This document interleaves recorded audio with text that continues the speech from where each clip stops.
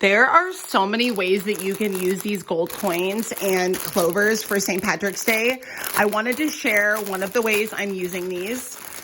I love that you get both. I saw a lot of different offers for these, but not where it came with the confetti. So I think that this is really cool that you get the coins and the confetti because like I said, you can use them for a lot of different things. I'm going to be using these today on my Tablescape.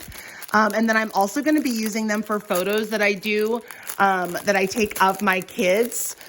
So make sure to follow my storefront and you'll be able to see different ways that I use this confetti and these gold coins.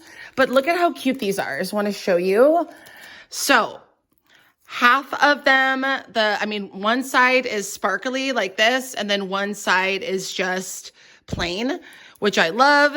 And they're kind of like, not fluffy, but like they have like a little texture to them and like a little fluff, like a little bounce. They're little clovers and they're little hearts. These are just so cute.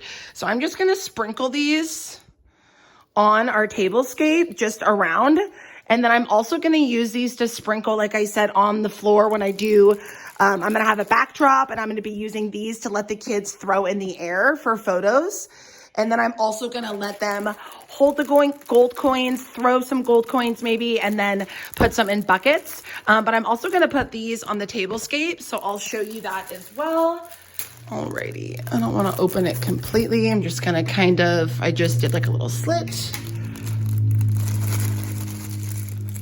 All right, and then I'm also going to take these and just kind of sprinkle some of these on the Tablescape.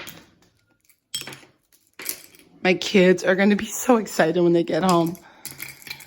Also, another cute idea I just had, you could use these for leprechaun traps, DIYs, centerpieces, just so many different things. So I really love these. And like I said, I didn't see a lot of options to get the coins and these together. So I love that you get both because you can use it for so many things.